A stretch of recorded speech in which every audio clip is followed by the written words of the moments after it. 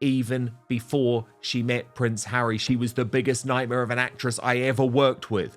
Demands for first-class flights that didn't exist. Brittany, some of these routes didn't exist, like there are no first-class flights. April 2015. That is the date that turns a familiar celebrity story into a chronology problem, and it comes from Sarah Vine, who reported that an unnamed friend recalled an encounter with an American woman at Soho House Istanbul, and later identified that woman as Meghan Markle. Hold on to that month, because 3 dates are going to matter here. April 2015, when the alleged encounter is said to have happened. July 2016, when Meghan says she first met Prince Harry. And May 2018, when she married into the working royal family. Why write about them at all? And Sarah replied, because she and they are culturally significant. Because the last 10 years have reshaped the royal family. Because they have put themselves at the center of the conversation through their actions. If that recollection is accurate about the date, what does April 2015 actually change, and what can it never prove on its own? Because here is the thing that jumps out the second you line the calendar up. So much of the commentary around Meghan reaches for the same 2 explanations for anything unflattering. It was racism, or it was palace pressure crushing a woman who had done nothing wrong. And I have always maintained that both of those can be real in specific moments and still be useless as blanket answers to every single criticism. April 2015 is where that blanket gets very thin, because in April 2015 there is no Harry in her life yet by her own public account, and there is no palace at all.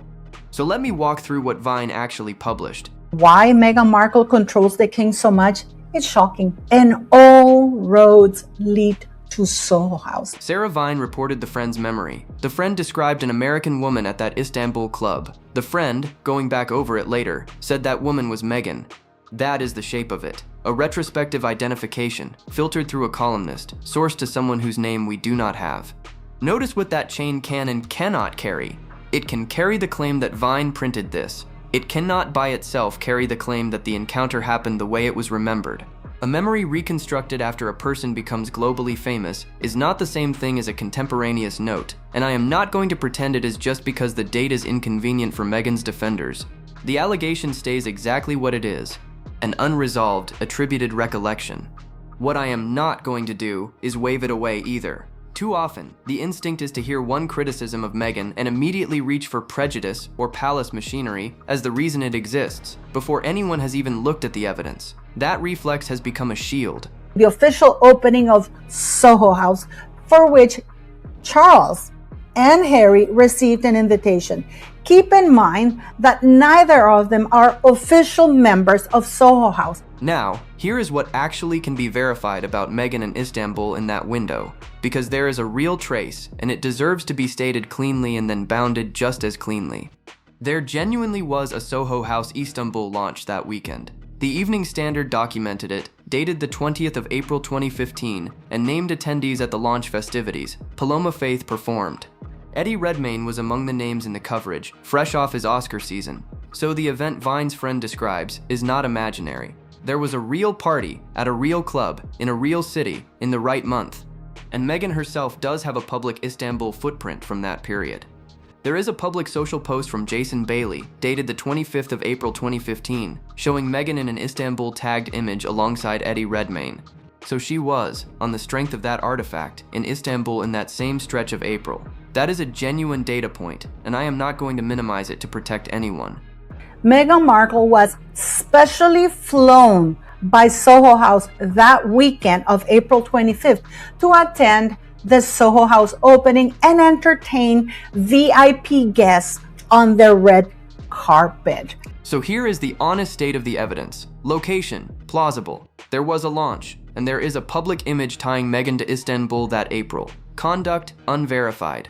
The described exchange rests entirely on one retrospective recollection, relayed by Vine, sourced to a person we cannot name. Those two things must not be welded together just because they share a city and a month. A verified location does not drag an unverified allegation across the line into fact, and anyone telling you it does is selling you the shape of proof rather than proof itself. You can acknowledge the Istanbul trace is real and still refuse to let it validate the part nobody has substantiated. Both statements are true at once. Meghan was apparently in Istanbul in April 2015, and what supposedly happened at that club remains a claim, not a finding. Keep those two facts in separate hands, because the entire integrity of this depends on not letting one launder the other. So let me put the 3 dates side by side, because this is where the timeline stops being trivia and starts being the whole point. April 2015 is the alleged encounter. July 2016 is when Meghan says she and Harry first met. That date is not my invention, and it is not gossip. It comes from Meghan's own public account, given in her Vanity Fair cover story in September 2017, where she placed the start of the relationship in July 2016. And May the 19th, 2018 is the official record of the wedding, her formal entry into working royal life. Read left to right. If Vine's friend is right about the month, the alleged behavior happened more than a year before Meghan, by her own telling, had even met Prince Harry. And it happened 3 years before she became a working royal with a palace apparatus around her. That is the collision. The two explanations reached for most often, Harry's influence and the pressures of palace life, both arrive after the moment they are supposed to explain. Some people will want to reach for a secret meeting. Harry was in Turkey around then, so surely. No, Prince Harry did have an official reason to be in the country. The Prince of Wales and Prince Harry were scheduled for the Gallipoli Centenary commemorations, events dated the 24th and 25th of April 2015, and that schedule is on the royal record. But an official commemoration is not a nightclub launch, and a shared country is not a shared room. Nothing in that schedule places Harry at Soho House, nothing places him with Meghan, and nothing supports the idea of some clandestine introduction. Meghan's public account is July 2016. I am not going to invent an earlier meeting to make the coincidence spicier, and neither should anyone else. A secret Istanbul rendezvous is a story with no receipt attached, and I refuse to hand it one. So strip the fantasy away, and the real value of the timeline is sharper, not weaker. The date does not prove the conduct. Let me say that plainly one more time, because it is the load-bearing point. April 2015 does not confirm that Meghan berated anyone, or behaved with entitlement, or anything of the kind. What the date does is remove two of the most popular excuses from the table for that specific reported moment, if that moment happened at all. You cannot blame Harry for a version of Meghan that predates Harry. You cannot blame palace pressure for a woman who is years away from ever meeting the palace. And that is a limit on the explanation, not a verdict on the person. Those are different things, and I am going to keep them different, because the moment you blur them, you are doing exactly what I criticize the other side for doing. This is really the heart of it for me. So let me sit here a moment, because the pattern is bigger than one Istanbul story. Racism is a serious accusation. It should be attached to specific evidence, specific words, specific acts, specific decisions. When that evidence exists, name it, and I will name it with you. But too often, legitimate questions about Meghan's choices, conduct, or contradictions are dismissed as hostility, prejudice, or palace pressure before the evidence is even considered. That defense has become a shield against accountability. And the same reflex operates with palace pressure. Any unflattering account gets reframed as an institution grinding down an innocent woman before the account itself is even examined. I am not saying the palace is a warm and gentle place. I am saying you cannot use pressure as a universal solvent that dissolves every specific claim you would rather not answer. Here is my rule, and it cuts both directions. Judge each claim on its receipts. Where prejudice is proven, say so without flinching. Where palace pressure is documented, hold the institution to account. And where a criticism has nothing to do with either, do not smuggle in racism or pressure as a way to make the criticism disappear. Those two serious realities deserve better than to be used as rhetorical air freshener. Which brings me back to April 2015 with the point fully loaded. If that reported moment is real, neither racism against Meghan nor palace pressure on Meghan can explain it, for the simple reason that both belong to chapters that had not started yet. A woman at a club in 2015 was not being crushed by an institution she would not encounter for 3 more years. Years after that party, ITV reported separate allegations from former staff about Meghan's conduct during her working royal years, which led to an outside review. In coverage dated the 30th of June 2022, ITV said the palace would not reveal the review's findings and that it generated recommendations around human resources policy and procedure. That is the public status of it, full stop. Read that ceiling carefully, because it is doing more work than most commentary admits. The review remained confidential. There was no public finding of guilt. There was also no public clearance. And crucially, it produced no proof of any cover-up, and it did not in any public way corroborate a nightclub encounter in 2015 that it was never even looking at. An internal review of workplace conduct years later is not a witness to a party in Istanbul. Then there is the court material that gets waved around, the Knopf name that people drop as if it settles something. Let me be precise. Jason Knopf's witness evidence and texts appear in a court judgment dated the 2nd of December 2021 in litigation about Meghan's letter to her father and about the book Finding Freedom. That is the actual scope, a privacy and copyright dispute over a letter and a book. That litigation did not adjudicate bullying. It did not rule on the palace review, and it had absolutely nothing to do with Istanbul in 2015. So when someone stacks the staff allegations, the confidential review, and the Knauf court record on top of Vine's anecdote and presents the pile as one big case, they are performing a trick. They are treating 4 separate, differently sourced, differently resolved things as if they reinforce each other. They do not. This is a separate and contested set of reports with no public verdict at the end of it, and I am not going to let it be borrowed as backup for the Istanbul claim because it cannot function as backup.